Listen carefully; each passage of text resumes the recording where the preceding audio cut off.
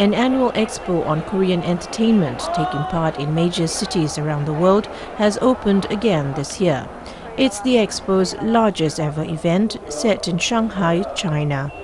Organizers say the Korean wave, or Hallyu, has moved beyond a pop phenomenon, leading to real exports. Young visitors are crowded in booths using Korean celebrities in their promotions. A new technology that helps your style of dressing without having to actually try on clothes captivates the crowd. People cheer at this interactive booth with huge screens on 3 sides like they would at a concert hall. This visitor says she only knew fragments about Hallyu, but here she learned about the latest products and trends in Korea. The latest export is aimed at using the popularity of Hallyu, or the Korean wave, to expand real exports. 107 companies involved in various fields, including broadcasting, performance and merchandising, took part in the expo, which is the largest to date. Kim Gap, CEO, apparel firm, said if their company can enter China, he believes they can be successful. Some 500 buyers from China also visited the expo, including some from the Chinese online service Bottle Tencent.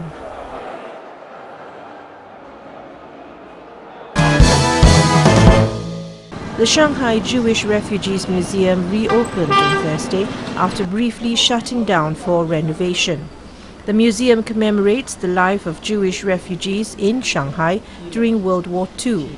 The museum features over 100 exhibits and over 90 minutes of video materials, which are arranged into 5 parts, including taking refuge in Shanghai and regaining freedom. Many of the exhibits are on display for the first time. Chen Jian, curator of the museum, said they selected 150 tangible historical objects, which form a chain of historical materials to help recount the story of Jewish taking refuge in Shanghai.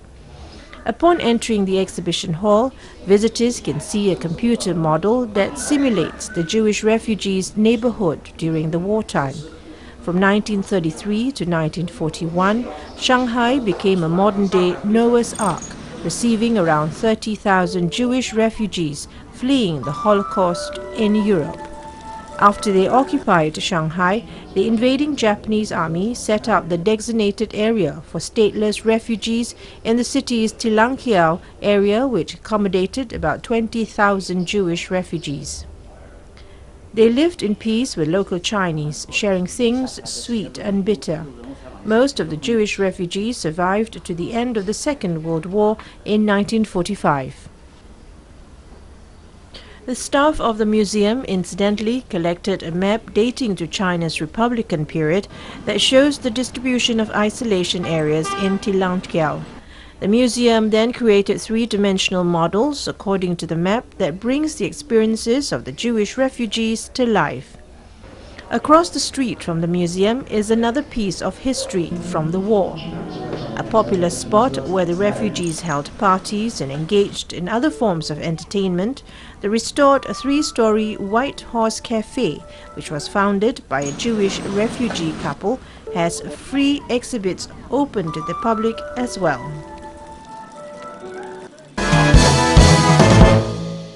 The first robot lobby manager in China began to perform her duty in a bank of Shanghai last Thursday. With her pink scarf on her neck, Zhao Zhao, the lovely lobby manager, greets clients with her big twinkling eyes. She can talk with clients while they are waiting for services and serve as a consultant on financial products. Zhao Zhao is also great at remembering faces. She can recognize all her clients after talking with them. Gong Hui, a senior bank clerk of Bank of Communications in China, said if you have talked with the robot, she will recognize you the next time you come in.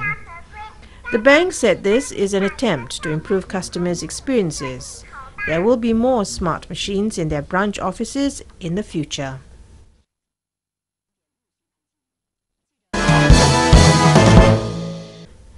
Iran's first domestically built 25-megawatt gas turbine has successfully passed test stage and is integrated to the country's gas transportation grid. The turbine, which is installed in Pasian Gas Refinery in Fars Province, has been designed and manufactured inside the country. The gas turbine, manufacturing of which requires a sophisticated technology, transports 40 million cubic meters of gas per day to the national grid. A gas turbine, also called a combustion turbine, is a type of internal combustion engine that can also be used for water desalination in addition to generating energy.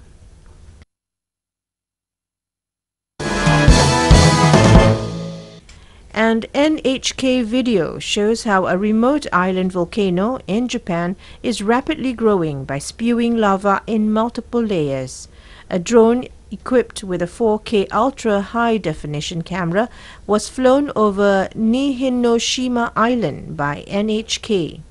The island in the Ogasawara chain, about 1,000 kilometers south of Tokyo, began to expand after an undersea eruption started near it in 2013. Nihinoshima has now grown more than 12-fold. The area within a 4-kilometer radius of the island center is a no-entry zone due to the eruption. The unmanned helicopter made it possible to film the volcano from the comparatively low altitude of about 2,300 meters. The video shows a crater in the island center continuously spewing smoke in a spiral. Rocks up to 3 meters across are being thrown into the air. Dark lava flowing from the mountainside produces steam as it hits the seawater. Footage taken at night gives an even clearer image of the lava flows. The flowing lava shines brightly and looks like a river streaming from the mountain. Some of the lava went underground before reappearing near the coast. Tokyo Institute of Technology professor Kenji Nogami analyzed the footage. He says new lava flows were formed on top of old ones that hardened after cooling. This apparently helped the land to become thicker. The Japan Coast Guard says Nishinoshima Island is about 2 kilometers wide north to south, as well as east to west, and has a total surface area of 2.72 square kilometers.